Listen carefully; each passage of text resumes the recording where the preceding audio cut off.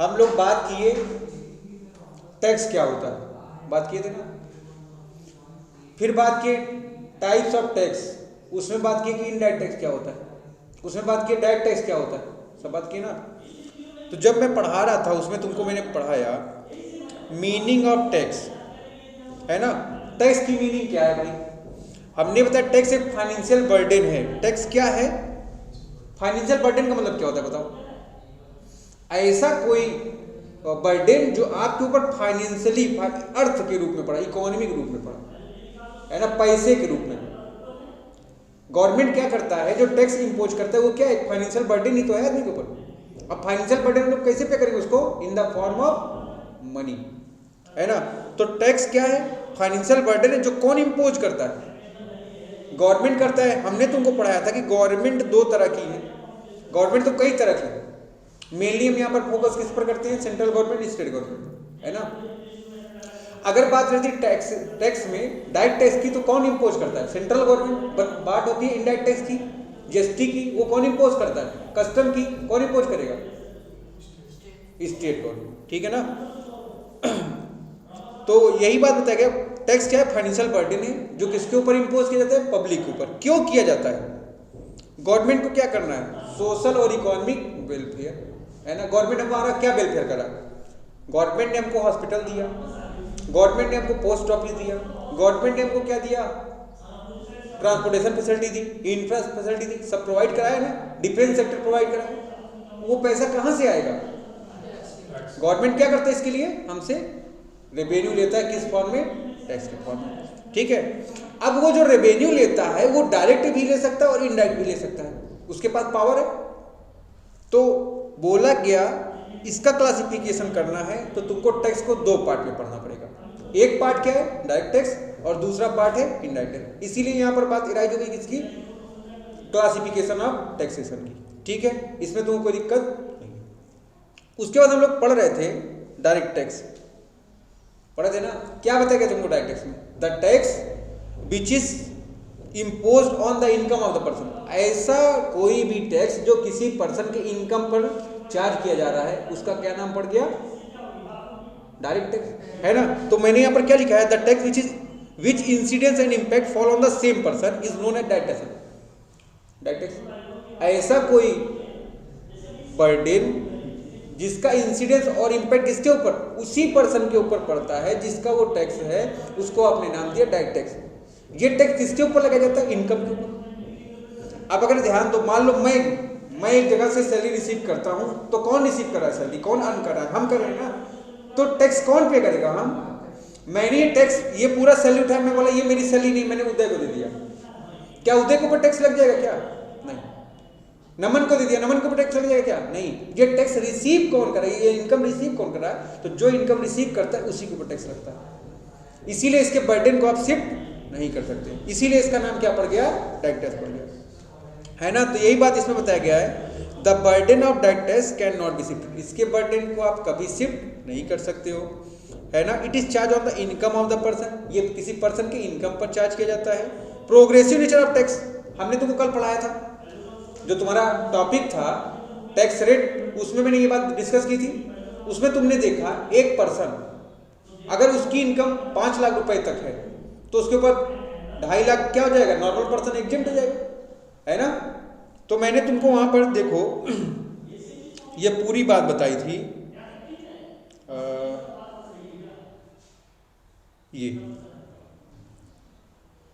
ये बताए थे ना तुमको। पर्सन का क्लासिफिकेशन 3 तरह से किया गया।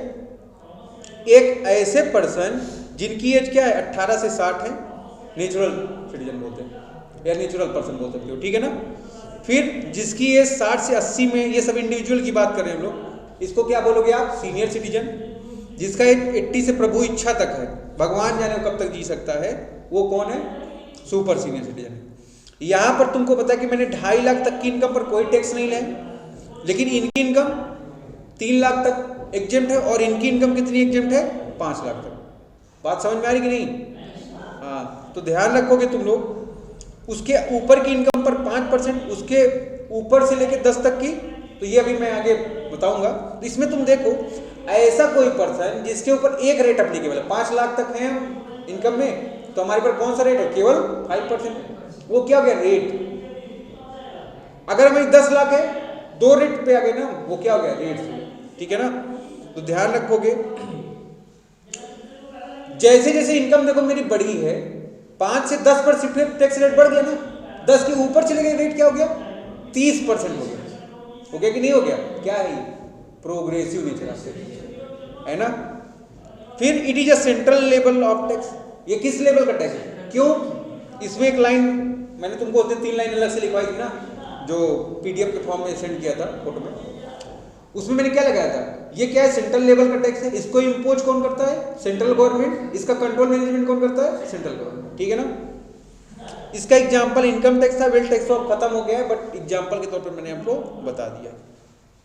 इनडायरेक्ट टैक्स क्या है, हमने तो वो पढ़ा, जब जो भी टैक्स इंपोज किया जाए किसके ऊपर, गुड्स के ऊपर या सर्विस के ऊपर या दोनों के ऊपर, उसको आपने क्या नाम दिया, इनडायरेक्ट टैक्स। ठीक है ना। ये किस पर, the burden of indirect tax can be shifted, इसके बर्डन को आप क्या कर सकते हो, शिफ्ट कर सकते हो डिफरेंट पर्सन।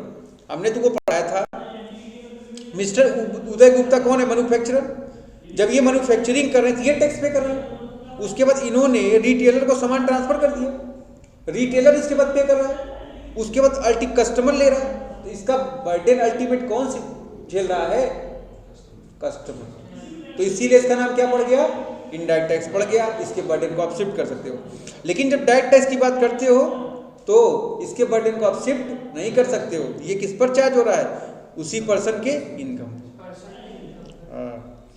तो अल्टीमेट जो बर्डन है इसका कौन बियर कर रहा है, कस्टमर बियर कर रहा है। ठीक है ना। ये किस पर चार्ज किया जाता है, किसी गुड्स या सर्विस के सप्लाई पर। इसका एग्जांपल जीएसटी कस्टम है, ध्यान रखो। ठीक है। अब देखो, हमने अभी ऊपर बात किया ना कि गवर्नमेंट टैक्स क्यों लगाता है, सोशल और इकोनॉमिक वेलफेयर के लिए। अब वहां से बात उठती है यहाँ पर देखो लिखा है, why the government levied taxes, government tax या गवर्नमेंट द्वारा टैक्स क्यों लगाया जाता है ना। तो हम लोग उस दिन बात कर रहे थे, गवर्नमेंट को क्या करना है, इकोनॉमिक डेवलपमेंट करना है या इकोनॉमी को क्या करना है, बूस्ट करना है। इसलिए गवर्नमेंट क्या करता है, टैक्स की रिकवरी करता है। टैक्स की रिकवरी किससे करता है, पर्सन से करता है।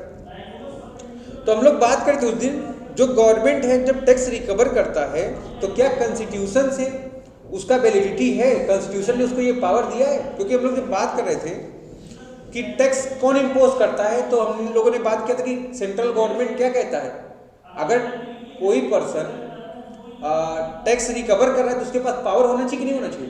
तो ये सबसे पहले चेक करोगे ये पावर किसके पास है।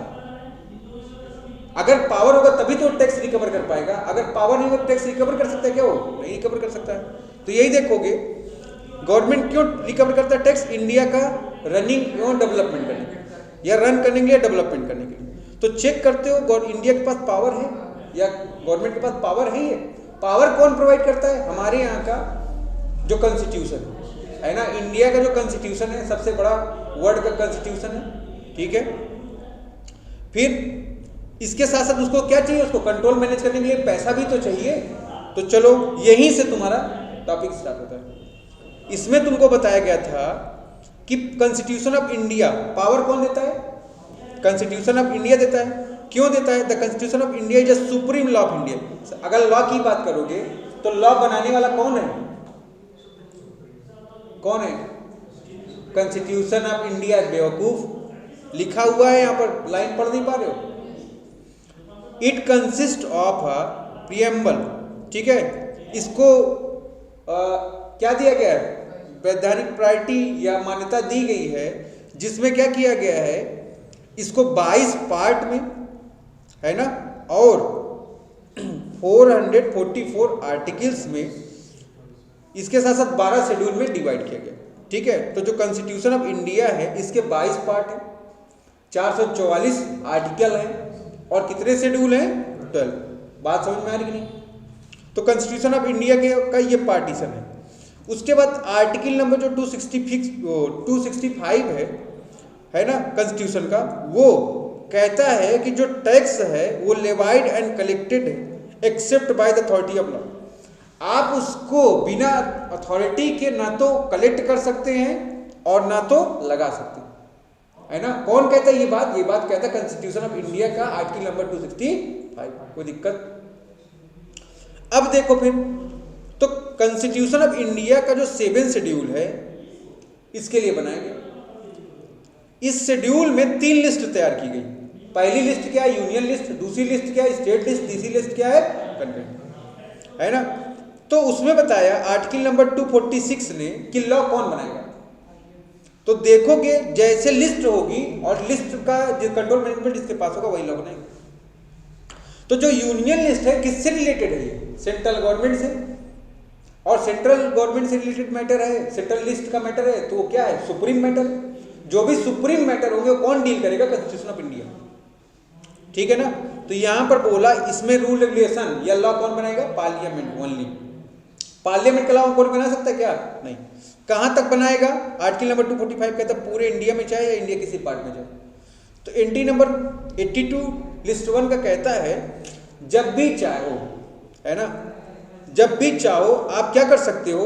इनकम टैक्स चार्ज कर सकते हो। किसके ऊपर? इनकम के ऊपर। लेकिन वो इनकम एग्रीकल्चर इनकम नहीं होनी चाहिए, इसीलिए ये लाइन बन गई। Charge tax on income other than agriculture. ये बात कौन बोला?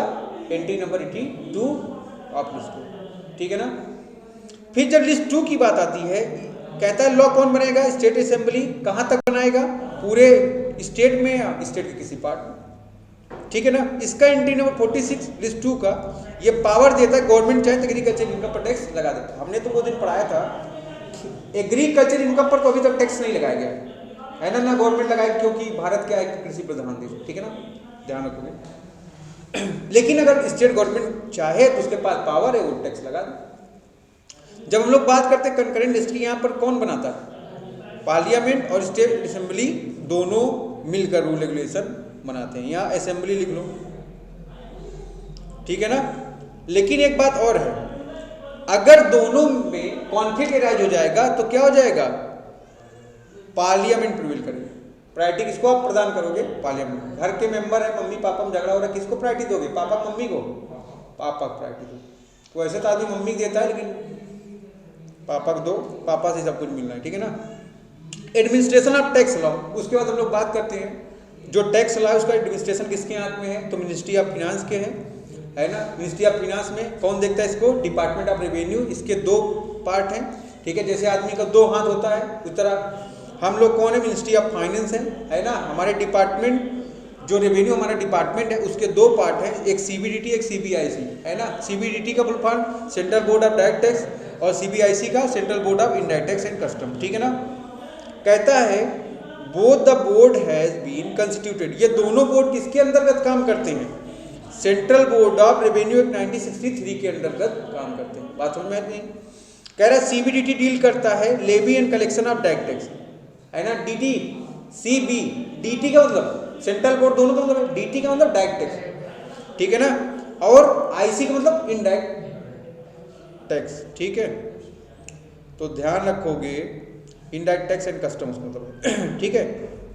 लेकिन जो इनडायरेक्ट टैक्स से रिलेटेड मैटर होगा उसको कौन डील करेगा? Central indirect tax and deal by CBIC, ठीक है। कोई दिक्कत आपको यहाँ तक? हमने आपको पढ़ाया दोनों में अंतर क्या होता है डायरेक्ट टैक्स में और इनडायरेक्ट टैक्स में, तो तुमको बताया गया मीनिंग। ये किस पर इम्पोज किया जाता है? इनकम पर, किसके? पर्सन पर। ये कहाँ पर इम्पोज किया जाता है? सप्लाई पर। किसके सप्लाई? गुड्स या सर्विस या दोनों पर, है ना। इसका इंसिडेंस इम्पैक्ट सेम पर्सन पर है, इसका 2 अलग अलग पर्सन पर है। ये लेवाइड किया जाता है इनकम पर, ये सप्लाई पर। ये प्रोग्रेसिव नेचर है, ये रिग्रेसिव नेचर है, हाँ, ठीक है। पेट्रोल का प्राइस क्यों नहीं कम हो रहा है? इसीलिए तो नहीं कम हो रहा है, हाँ, इंपोर्ट एक्सपोर्ट है, बहुत सारा चीज़ है और भी जगह है। अब जब हम लोग इनडायरेक्ट टैक्स पढ़ेंगे तो वहाँ बात करेंगे, ठीक है ना। रिग्रेसिव नेचर का मतलब क्या है? धीरू भाई अंबानी नमक कंज्यूम कर रहे हैं, टाटा सॉल्ट कंज्यूम कर रहे हैं, तो वो भी वही प्राइस देंगे ना जो हम दे रहे हैं। तुम किसी होटल में खाना खा रहे हो, वही टैक्स आप भी पे करोगे, वही वो भी पे करेंगे, तो वो क्या है? Regressive nature. इसके बर्डन को शिफ्ट नहीं कर सकते, इसके बर्डन को शिफ्ट कर सकते हो। इसमें एप्लीकेबल लॉ क्या है? Income tax act, income tax rule 1961 है एक्ट, और 1962 क्या है? रूल। रूल क्या है इसका? Supportive, as a supportive member काम करता है, ठीक है। इसमें जीएसटी एक्ट है, कस्टम लॉ है, इसका एग्जाम्पल इनकम टैक्स, इसका जीएसटी कस्टम ड्यूटी, ठीक है। एक बात ध्यान रखोगे तुम लोग, अच्छा यहाँ तक की तो सारी बातें कंप्लीट है। यहां तक आपको कोई प्रॉब्लम हो बताइए। हम लोग बात करते हैं उसके बाद इनकम की। इनकम टैक्स में, अभी इनकम की बात नहीं करें, इनकम टैक्स की बात करें। देखो हमने तुमको बताया था सोर्सेज और कंपोनेंट ऑफ इनकम टैक्स, है ना, कि इनकम टैक्स एक्ट में हमने तुमको पढ़ाया था इनकम आने के अनलिमिटेड सोर्स है, बट टैक्स लगाने के केवल 5, है ना। अगर चेक करो इनकम टैक्स एक्ट में, या इनकम टैक्स एक्ट जो है वो किन किन चीजों से मिलकर बना हुआ है, तो आप पाओगे कि ये 5 चीजें। इसमें क्या है, इनकम टैक्स एक्ट 1961, है ना, इनकम टैक्स रूल 1962, फिर एनुअल फाइनेंस एक्ट पास किया जाता है जो एवरी ईयर, है ना। अभी देखो बजट आया है हम लोग का 1 तारीख, 2 तारीख को, कब बजट आता है? 1 तारीख को, ठीक है ना। तो ध्यान रखो बजट कब आता है ये भी बात कायदे डिस्कस की गई है ना, कि जब कांग्रेस की गवर्नमेंट थी कब आ रहा था, बीजेपी गवर्नमेंट हुई तब कब आ रहा था, क्या इंप्लीमेंटेशन अभी बता रहा हूँ, ठीक है ना। तो सोर्सेज क्या है, इनकम टैक्स एक्ट में क्या क्या चीजें आती हैं, ये 5 चीजें। Annual income tax act rule हो गया तुम्हारा, है ना। फिर एनुअल फाइनेंस एक्ट जो हर साल पास किया जाता है, जितने भी हमारे चेंजेस होते हैं किसके थ्रू होते हैं, फाइनेंस एक्ट के थ्रू होता है ना। फिर सर्कुलर नोटिफिकेशन या क्लियरिफिकेशन जो देता है CBDT, judicial decision high court supreme court के जो है, ये सारी बात हम लोग किए थे। उसके बाद हम लोग ये बात कर रहे थे, कह रहे थे जो इनकम टैक्स एक्ट है, एक्ट और लॉ 2 चीजें हैं। एक्ट क्या होता है, लॉ क्या होता है, दोनों में अंतर मैंने उस दिन बताया था। एक्ट क्या होता है, एक्ट एज अ कैप्टन काम करता है, लेकिन लॉ क्या होता है, एक वाइडर टर्म है, इसमें ये सब चीजें इंक्लूड है। बात समझे नहीं, जो अभी तुम यहां पर पढ़ रहे हो सोर्सेज ऑफ या कंपोनेंट, ये क्या है, ये लॉ है ना। लेकिन हम लोग पढ़ क्या रहे, इनकम टैक्स एक्ट पढ़ रहे हैं ना। तो यही देखो, एक्ट लॉ के अंतर्गत act, rule, notification, circular, case law, decision सब आ जाएंगे, है ना। लॉ क्या है, वाइडर टर्म। देखो हम लोग यही बात कर रहे थे ना, जब कांग्रेस की गवर्नमेंट थी बजट कब आता था, 28 फरवरी को आता था। अब जब से बीजेपी आ गई 1 फरवरी को आता है ना, क्यों ऐसा किया गया तुमको बताया ना उस दिन। पहले जब बजट इतना लेट आता था तो हमको इम्प्लीमेंट करने में मई पहुंच जाते थे, अब क्या 1 महीने पहले हो गया ना ये, तो इम्प्लीमेंट लगभग हो जाता है समय से, ठीक है। हम लोग बात कर रहे थे फाइनेंस एक्ट की, तो फाइनेंस एक्ट कब पास किया जाता है, हर साल पास किया जाता है ना, पास्ड बाय एवरी ईयर, है ना। फाइनेंस एक्ट पास एवरी ईयर। तुमको बताए थे ना बजट 1 फरवरी 2022 को आया, तो क्या हुआ होगा, ये प्रेजेंटेड बाय, इसको कौन प्रेजेंट करता है, फाइनेंस मिनिस्टर कौन है, निर्मला सीतारमण, ठीक है। तो जब ये आता है तो किस रूप में आता है, बिल के रूप में आता है ना। हमने तुमको जो बिजनेस लॉ का लेक्चर दिया था, कंपनी लॉ का लेक्चर दिया, तो ये सारी बात बताई थी। जब फाइनेंस बिल आता है तो पार्लियामेंट के दोनों हाउस में जाता है, लोकसभा में, राज्यसभा में जाता है ना। अगर यहाँ पास हो जाता है कहाँ पर जाता है, प्रेसिडेंट के पास। प्रेसिडेंट क्या करता है, अपना एसेट प्रोवाइड कर देते हैं, क्या बन जाता है, एक्ट। अगर नहीं साइन करते हैं, अपना कंसेंट प्रोवाइड करना का मतलब क्या है, साइन करें। साइन नहीं किए तो क्या हो गया, बिल हो गया। साइन कर दिए, क्या बन गया, ये एक्ट बन गया। फिर मैंने तुमको बताया था ये प्रोसीजर है। अगर इलेक्शन जिस ईयर में चला, इलेक्शन का मतलब सेंट्रल गवर्नमेंट की इलेक्शन की बात कर रहे हैं हम लोग, जो अभी चुनाव होने अपने यहाँ स्टेट गवर्नमेंट का, उसका बात नहीं कर रहा हूँ। हमने बताया अगर इलेक्शन हो रहा है उस ईयर में 2 बजट पास होंगे। जैसे 2019 में बजट पास हुआ था 1 फरवरी 19 को, है ना। जब फाइनेंस मिनिस्टर कौन थे, पीयूष गोयल थे। इस बजट का नाम क्या था, इंटरिम बजट। जिस साल इलेक्शन होगा उस साल 2 बजट पास होगा, जो पहला बजट पास होगा उसको आप क्या बोलोगे, इंटरिम बजट, है ना। फिर दूसरा बजट मई में पास हुआ, है ना। फाइनेंस बिल 2019, इसको नंबर दिया गया 2, इसको नंबर दिया गया पहला, ठीक है। इसको किसने पेश किया था, निर्मला सीतारमण ने, है ना। फिर इसको क्या बोलते हो आप, फाइनल बजट बोलते हो, ठीक है। अच्छा, जब हम लोग पढ़े इनकम टैक्स एक्ट, तो इनकम टैक्स एक्ट में देखो ये लॉ भी है। तो हमने उस दिन तुमको बताया था, आप चेक कर लो सेक्शन, कब आप लोग बोलते हो section, sub section, clause and sub clause, ठीक है। और कब आप बात करते हो केवल सेक्शन और क्लॉज की, बात बताइए कि नहीं। तो ये 4 था, इसको आप बोलते हो सेक्शन, इसको बोलते हो सब सेक्शन, इसको क्लॉज, इसको सब क्लॉज, बोलते कि नहीं बोलते। अब ये बात देखो, दूसरे वाले में सेक्शन 2 है, क्लॉज 14 है। कब क्लॉज बोलते हैं, हमने उस दिन तुमको बताया जब आपस में लिंकेज हो, आपस में लिंकेज होगा तो क्या होगा, सेक्शन क्लॉज होगा। अगर आपस में लिंकेज नहीं होगा तो section, sub section, clause, sub clause की बात कराई होगी। ठीक है, ये बात कैसे कैसे थी उस दिन एग्जाम्पल में आपको बताई गई थी, कोई दिक्कत नहीं। फिर तुमको बताया गया था कभी कभी केस लॉ दिए होते हैं, ऐसे दिए होंगे, ये क्या रिप्रेजेंट करता है, जो आदमी क्या कर रहा है, जो केस को फाइल करता हो, person who file the case और सूट वर्स। यस, आरके का ये एग्जाम्पल एक ऐसे ही लग दिए, सारे मतलब वो नहीं जो तुम आईपीएल वाले समझो। ठीक है ना। सीआईटी का मतलब जो रिस्पोंडेंट है, ये क्या बता रहा है, कहाँ पर रिकॉर्ड किया गया है, ये बता रहा है कहाँ का जजमेंट है, और ये क्या बता रहा है, ये। ठीक है ना। ये सारी बात तुमको उस दिन बताई गई थी, यहां तक कोई दिक्कत नहीं। तो ये हो गया तुम्हारा सोर्सेज या कंपोनेंट ऑफ इनकम टैक्स, है ना। इसमें आपको कोई प्रॉब्लम हो आप बताइए। अच्छा, ये जो चार्जिंग सेक्शन 4 है, ये हमको बताता है, क्या बताता है भाई, charging section of income tax section 4 है, ये बताता है किसके ऊपर टैक्स लगना चाहिए, कब लगना चाहिए, कौन कौन टैक्स के दायरे में आएगा, किस रेट से टैक्स लगेगा, किस ईयर में लगेगा, किस ईयर में असेसमेंट किया जाएगा, ये सारी बात कौन बताएगा, सेक्शन नंबर 4। तो हम लोग देखते हैं इस पर, यहीं से हमारा टैक्स स्टार्ट होता है। हमने तुमको पढ़ाया कि टैक्स किसके ऊपर चार्ज होता है, किसी भी पर्सन के ऊपर। फिर बात उठती है पर्सन में कौन कौन आता है, तो हमने तुमको बताया पर्सन में कोई भी कौन आता है, इंडिविजुअल, है ना। सेक्शन 231 में पर्सन को डिफाइन किया गया है, या पर्सन की डिफिनीशन को बताया गया। इसमें देखेंगे आप, पर्सन में कौन आता है, इंडिविजुअल। इंडिविजुअल का मतलब क्या होता है, ह्यूमन बीइंग। ह्यूमन बीइंग में मेल फीमेल दोनों आ जाते हैं, है ना। मिस्टर सीता, मिस्टर गीता, प्रियंका चोपड़ा, है ना। अब देखो, जब इंडिविजुअल की बात करते हो तो इंडिविजुअल को दो पार्ट में डिवाइड किया गया, एक आर, एक एनआर। आर का मतलब क्या होता है, रेजिडेंट होता है, एनआर का मतलब क्या होता है, नॉन रेजिडेंट होता है। अब आर दो तरह का होता है, या तो होगा वो ओ आर, या तो होगा एन ओ आर। अरे भैया बोलो, उस दिन बताए थे ना आप। आज जो अब अगला चैप्टर जो होगा वो रेजिडेंशियल स्टेटस का होगा, ठीक है ना। अब सिर्फ हम लोग बात करें प्रियंका चोपड़ा की, है ना, वो क्या इंडियन है, बट इंडियन टैक्स देने के लिए लायबल है, ये डिपेंड करेगा नंबर ऑफ डेज, जब कैलकुलेट करोगे, कंडीशन है अभी अगले चैप्टर में, ठीक है ना। फिर हम लोग बात कर रहे थे हिंदू अनडिवाइडेड फैमिली की। हिंदू अनडिवाइडेड फैमिली क्या है, ये सारी बात इंडिविजुअल की तुमको बता दी गई, उसमें कोई दिक्कत नहीं है, बस यहाँ पर तुमको एक रिवीजन करा जाए, ठीक है ना। एचयूएफ की बात किए थे, एचयूएफ क्या होता है, कोई भी हिंदू अनडिवाइडेड फैमिली है जिसका ज्वाइंट बिजनेस चल रहा है, वो सब इसमें आते हैं, है ना। तो इसमें मैंने बताया था ये बात, याद है आपको।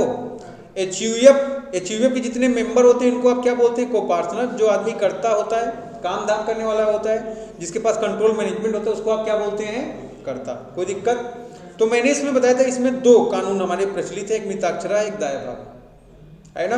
तो मिताक्षरा में क्या है, ये एप्लीकेबल है पूरे इंडिया में except the state West Bengal and Assam, है ना। इसमें क्या होता है, मेंबर आप एचयूएफ के बनते हो कैसे, जैसे ही जन्म लेते हो बाय बर्थ, और उस प्रॉपर्टी में आपका शेयर हो जाता है जैसे ही आप जन्म लेते हो, है ना। लेकिन इसमें बोला कि sister are not the member of the property.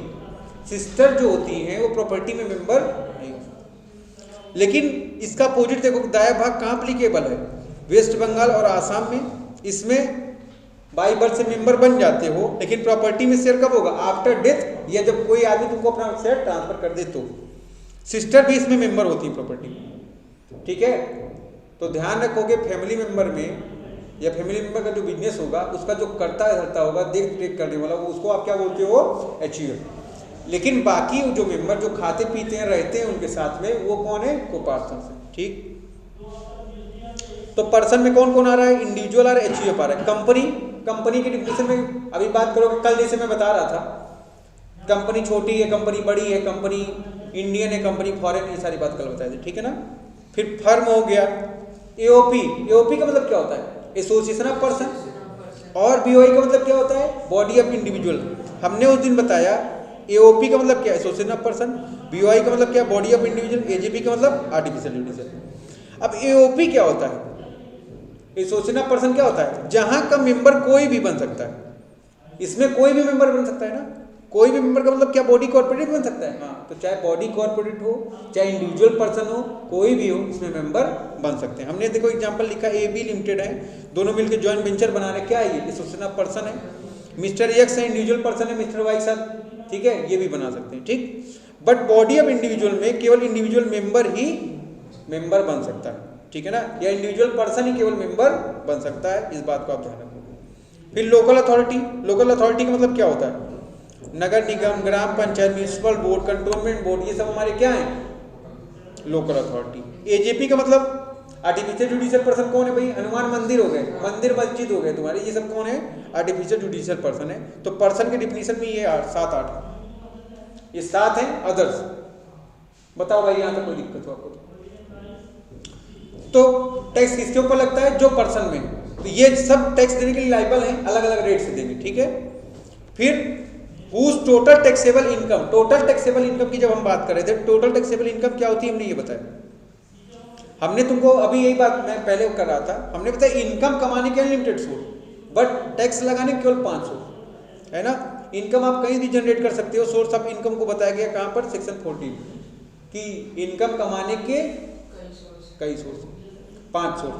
5 घर हैं तुम्हारे पास, पहले आप कोई इनकम पाओगे तो जाके क्या करोगे?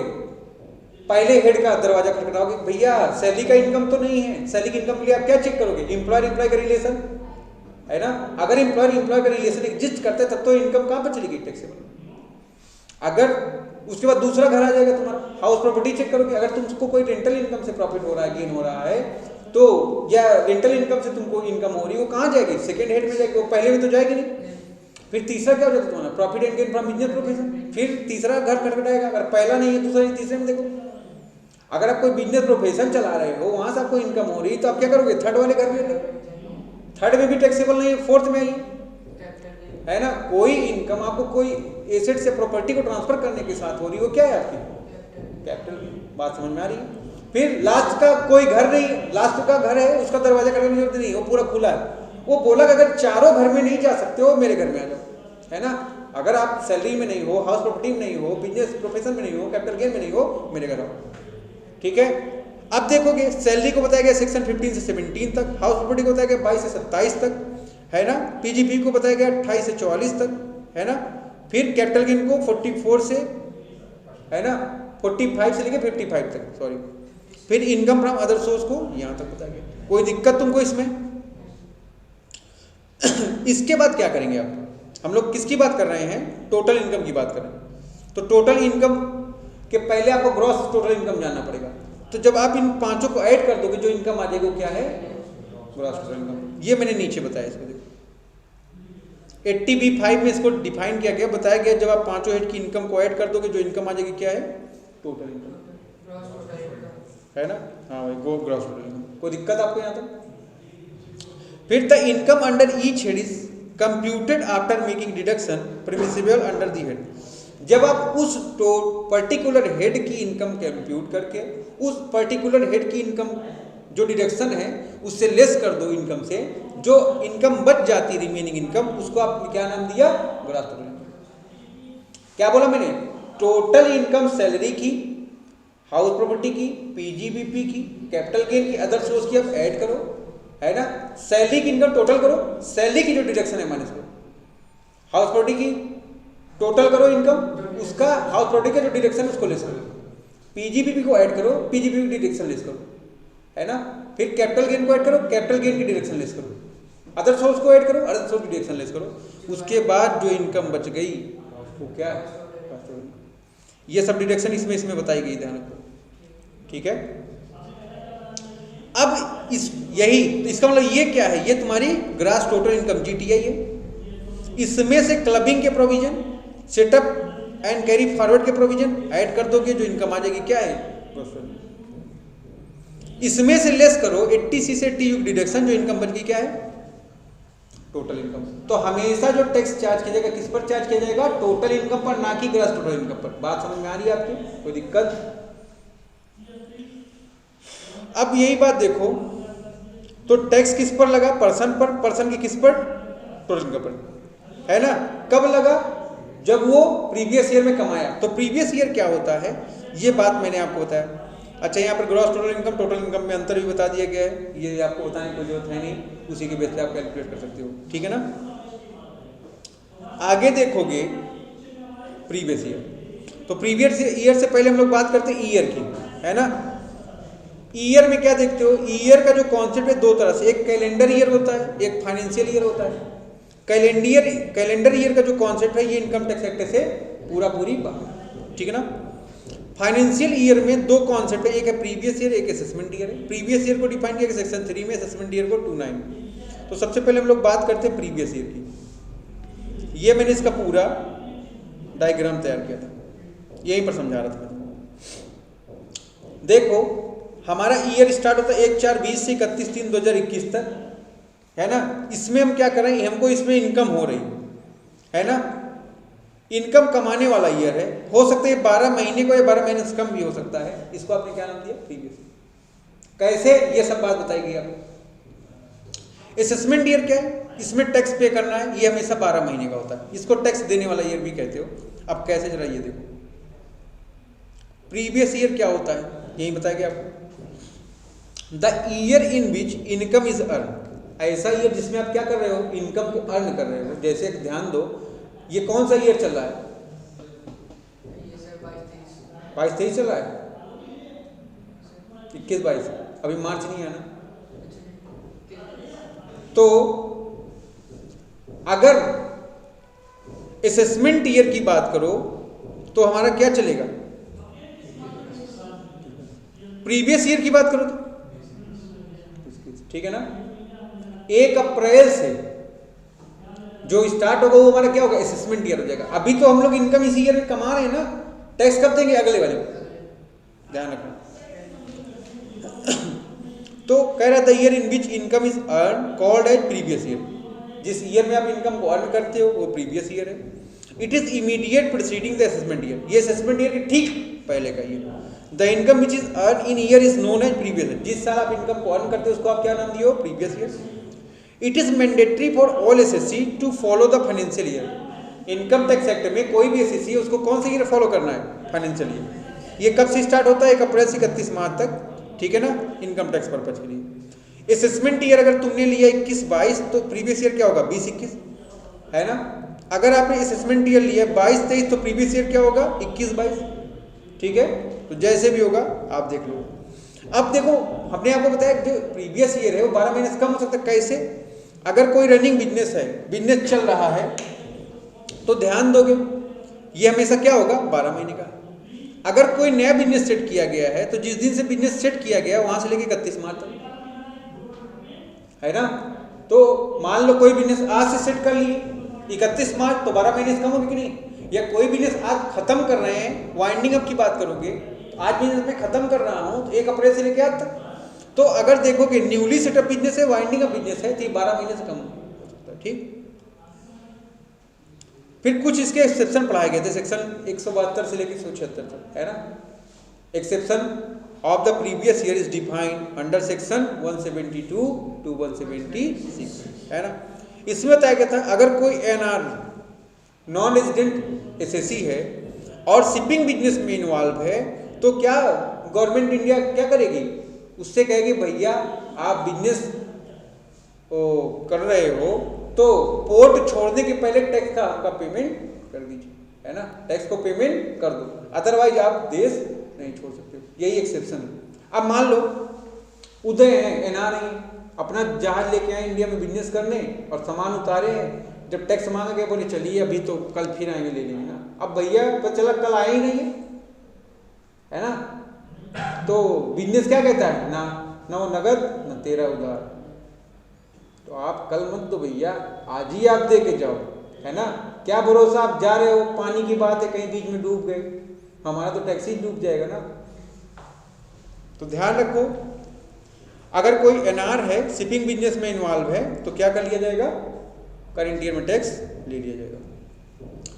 Income of the person who is living India, ऐसा कोई आदमी है जो इंडिया को छोड़ रहा है, कैसे, आइदर परमानेंटली या लॉन्ग पीरियड के लिए, लंबे समय के लिए जा रहे हो या क्या कर दे रहे हो तुम, परमानेंट इंडिया छोड़ दे रहे हो, तब भी गवर्नमेंट ऑफ इंडिया कहेगी ऐसा भैया आप टैक्स दे के जाओ। पता नहीं अब आप जा रहे हो, नीरव मोदी टाइप के हो गए हो, ना होगे तो टैक्स क्या हो जाएगा, गवर्नमेंट का डूब जाएगा। Income of bodies form for short term duration, ऐसी कोई बॉडी जो शॉर्ट टर्म ड्यूरेशन के लिए बनी है या केवल उसी पर्पज के लिए बनी है और वो पर्पज कंप्लीट हो जा रहा है, तो गवर्नमेंट क्या बोलेगा, भैया आप टैक्स पे करो, ठीक है ना। जॉइंट वेंचर टाइप की जो भी चीजें, income of the person who is likely to transfer property to avoid tax, ऐसी कोई प्रॉपर्टी आप ट्रांसफर कर रहे हो जिसका मेन पर्पज क्या है, टैक्स को एवॉइड करना, तब भी गवर्नमेंट क्या करेगा, आपसे टैक्स ले लेगा। Income of a discontinued business, ऐसा कोई बिजनेस है जो बंद कर रहे हो आप, तो बंद कर रहे हो तो बंद कैसे करोगे भैया, टैक्स भी दे दो, काम खत्म हो गया। ये पूरा तुम्हारा जो कॉन्सेप्ट है ये किसका है, प्रीवियस ईयर का, ठीक है। यहां तक कोई प्रॉब्लम तुमको। असेसमेंट ईयर क्या होता है, assessment year means the period of 12 month. Assessment year क्या है, 12 महीने का पीरियड है जो स्टार्ट होता है फर्स्ट डे ऑफ अप्रैल, ठीक है ना, every year. It is the year in which income earn in the previous year charge to tax, है ना। ये वो ईयर है जिसमें आप क्या करते हो, जो प्रीवियस ईयर में इनकम पाए रहते हो उस पर टैक्स पे करते हो, ठीक है। It is just after the previous year, ये प्रीवियस ईयर के बाद का ईयर है। देखो क्रक्स क्या निकला, 12 महीने का समय है। Relation with previous year, it falls immediate after the previous year. Purpose क्या है, income of the previous year is assessed and taxable in the immediate following assessment year. कोई दिक्कत तुमको यहाँ तक? तो हम लोग कवर किए जो टॉपिक, वो कहाँ तक कवर किए, प्रीवियस ईयर क्या होता है। तो टैक्स किसके ऊपर लगाया जाता है, किसी भी पर्सन के ऊपर जिसकी टैक्सेबल इनकम या total taxable income previous year में एक्सीड कर रही हो मैक्सिमम टैक्सेबल लिमिट। अब हम लोग बात करते हैं लिमिट की। टैक्सेबल लिमिट क्या बताया गया था तुमको,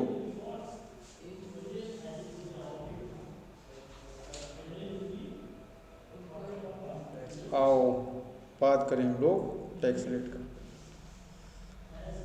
कहाँ चला गया भाई टैक्स रेट, इधर। Tax rate for the assessment year 2022-23 यहाँ पर पढ़ाया गया आपको। अगर कोई इंडिविजुअल सिटीजन है तो सिटीजन को क्या किया गया, 3 पार्ट में क्लासिफाई कर दिया।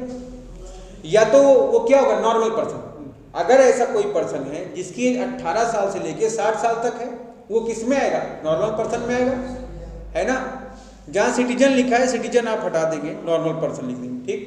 सिटीजन का मतलब क्या होता है, जो इंडिया के निवासी है। सिटीजनशिप का और रेजिडेंशियल स्टेटस का कोई आपस में संबंध नहीं। एक आदमी जो इंडियन सिटीजन है बट एसएससी नहीं हो सकता है, बट एक आदमी जो एसएससी है वो जरूरी नहीं कि इंडियन सिटीजन को, ठीक है। ये बात आपको अगले चैप्टर में बताई जाएगी। अब देखोगे यहाँ पर ऐसा कोई पर्सन है जो नॉर्मल सिटीजन में आ रहा है, अगर वो 2.5 लाख तक की इनकम कमाता है, उस पर टैक्स रेट क्या है, नील है। अगर 2.5 लाख से ऊपर जाता है 5 लाख तक, 5% है। 5 से ऊपर जाते हो और 10 लाख तक कमाते हो तो कितना है, 5 के ऊपर 10 तक, मतलब 5 लाख रुपए जो तुम अगला कमाते हो उस पर 20% रेट से टैक्स है। और 10 के ऊपर जितना आप कमाते हो उस पर कितना है, 30%। फिर देखोगे अगर तुम 60 से 80 में आ रहे हो, सीनियर सिटीजन में हो, तो 3 लाख तुमको एग्जेम्पशन मिल गया। अगर तुम सीनियर सिटीजन में आ रहे हो तो पहले 3 लाख का तुमको क्या मिल गया, नील, है ना, पूरा एग्जेम्पशन मिल गया 3 लाख तक। हाँ नहीं, गवर्नमेंट ने लिमिट लगा दिया ना, तुम जितना 2.5 कमाएगा, 2,50,000 कमाएगा, उस पर कोई टैक्स नहीं लगा। तो 3 कमा रहे हो 50 पर टैक्स दो ना। 87A का रिलीफ ले लो, अभी वो भी तो है। ऐसा कोई आदमी जो 5 लाख रुपए के नीचे कमाता है उसको 87A का रिलीफ भी मिल जाता है, रिबेट। 87A ग्रांट कर लोगे, वापस मिल जाएगा पूरा पैसा। अब देखो इसमें 3 लाख तक एग्जेम्प्ट है, इसमें नील है। 3 के ऊपर और 5 तक कमाते हो कितना परसेंट है, 5%। 5 के ऊपर 10 लाख तक सेम रेट है 20%, और 10 के ऊपर क्या है 30%, है ना। फिर अगर आपकी एज 80 से लेकर प्रभु इच्छा, जब तक भगवान चाहे, 150 साल, 200 साल, 300, 500, 1000 आप जी सकते हैं, ठीक है ना। तो क्या है, 5 लाख तक एग्जेंट है, 5 लाख के ऊपर 10 लाख तक वही रेट है 20%, 10 लाख के ऊपर पूरा 30%, ध्यान रखो। और इसके साथ साथ आप क्या करोगे, 4% हेल्थ एंड एजुकेशन से भी प्रोवाइड करोगे, ठीक है, जो किस पर अप्लीकेबल है, टोटल टैक्स के अमाउंट, ठीक है। अब ये तो नॉर्मल हो गया, कोई भी इंडिविजुअल एचयूएफ एओपी बीओआई होगा, ठीक है, आर्टिफिशियल जुडिशियल पर्सन होगा, उसके ऊपर ये रेट अप्लीकेबल है। अब इसके साथ देखो यहां पर दिया होगा सरचार्ज हो। अगर आप इनकम कमाते हो 50 लाख से लेके 1 करोड़ तक, आपके ऊपर 10% सरचार्ज लगेगा। सरचार्ज किसके ऊपर लगाया जाता है? जो टोटल टैक्स लायबिलिटी है उसके ऊपर। देखो 10% ऑफ टैक्स लायबिलिटी लिखा है, क्या इस टैक्स लायबिलिटी में सरचार्ज इंक्लूड है क्या? नहीं, सरचार्ज एकदम लास्ट में लगेगा। अगर तुम्हारी इनकम 1 करोड़ रुपए के ऊपर जाती है और 2 करोड़ रुपए तक है तो कितना? 15%। 2 करोड़ के ऊपर 5 करोड़ तक और 5 करोड़ के ऊपर 37। ठीक है, कोई दिक्कत? अब यहां पर बात है एक स्पेशल रेट की, है ना। स्पेशल रेट का मतलब क्या है? शॉर्ट टर्म कैपिटल गेन है और स्पेसिफाइड करता है सेक्शन 111 है तो 15% दोगे। लॉन्ग टर्म कैपिटल गेन पर कितना है? 20%।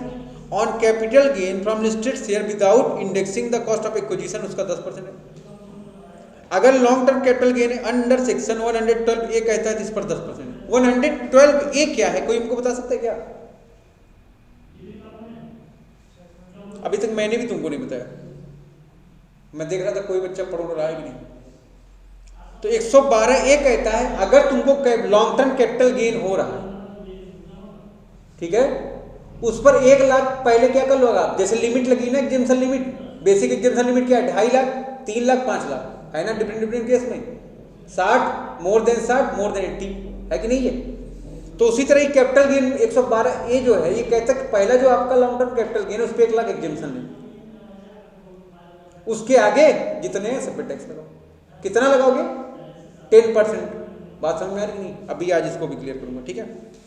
अगर आपको अदर सोर्स की income meaning from lotteries, crossword, puzzles, horse race etcetera से 30%, है ना। इन सब चीजों के साथ साथ आप क्या करोगे? 4% का सेस भी लगाओगे, ठीक है। अभी जो नोट है बड़ा कायदे पढ़ना इसको।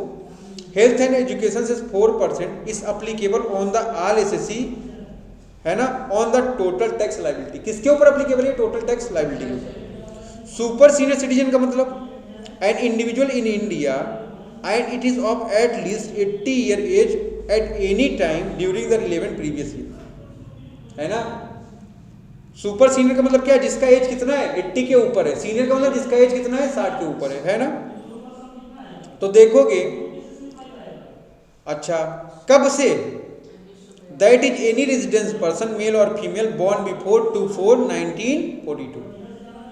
फिर सीनियर सिटीजन की जब बात करोगे तो इसमें क्या बोला गया है? जो आदमी 60 साल से ज्यादा है वो कौन है? सीनियर सिटीजन है ना, या प्रीवियस ईयर में ऐसा एज वो कंप्लीट कर रहा हो। That is a relevant person या रेजिडेंट पर्सन मेल और फीमेल जो बॉर्न की है कब? 1/4/1942 के बाद, लेकिन 2/4/1962 से पहले, ठीक है। अब रीबेट की अभी मैं बात करता, अभी जो तुम पूछ रहे थे, देखो ध्यान से इस बात को। Rebate under section 87A is applicable to all resident individual if his total income of the previous year does not exceed ₹5 lakh. अगर तुमने 5 लाख की इनकम अर्न की, समझ बात है कि नहीं?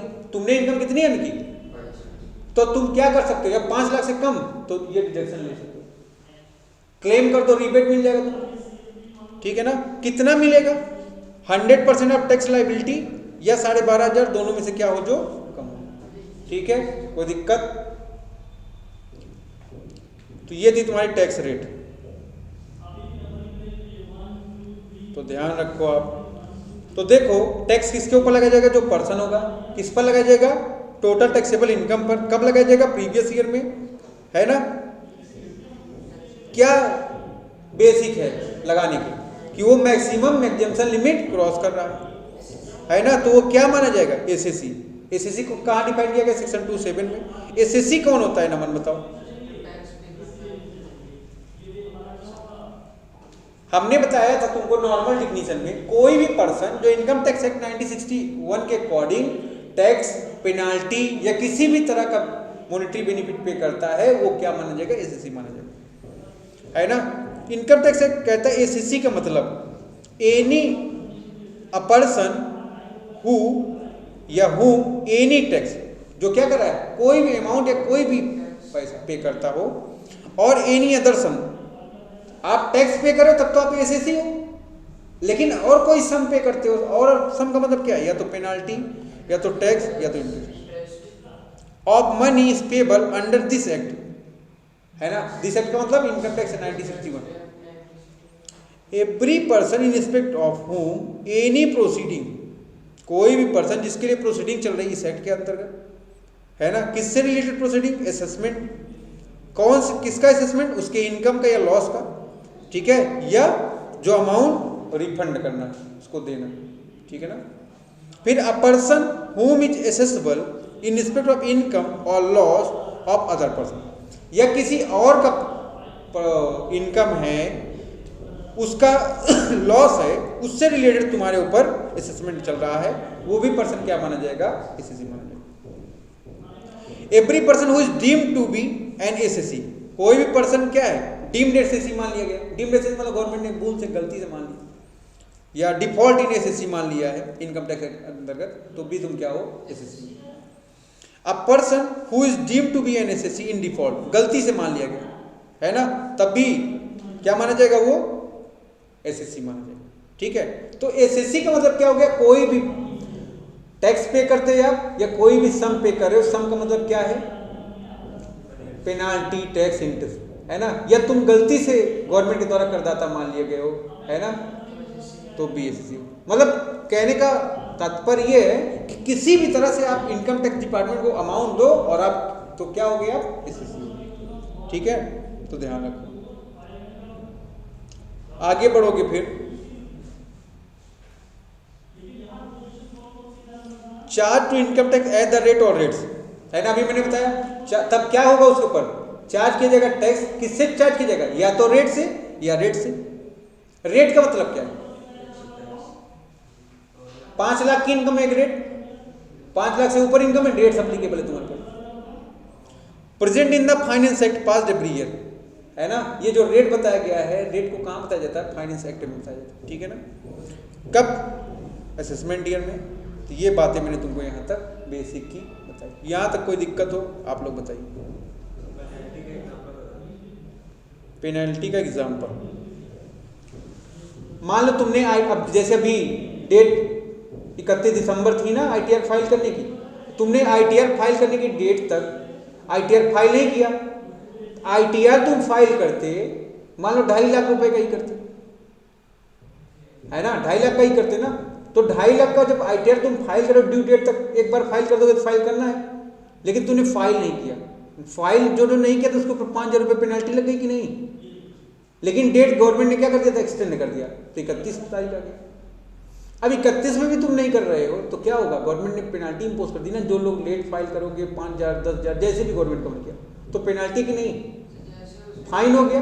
फाइन तुमने पे किया 5,000 रुपये, तुम कौन हो गए, एसएससी, ठीक है ना। यहाँ तक इंटरेस्ट, मान लो तुम्हारे पर 5,000 रुपये का टैक्स देना है, तुमने नहीं दिया 1 साल तक, तो गवर्नमेंट क्या करेगा, 18% 12% चार्ज करेगा ना। क्यों चार्ज करेगा, क्योंकि तुम लेट कर रहे हो कि नहीं कर रहे हो। गवर्नमेंट का घाटा हो रहा है उससे, तो गवर्नमेंट किससे रिकवर करेगा, तुमसे।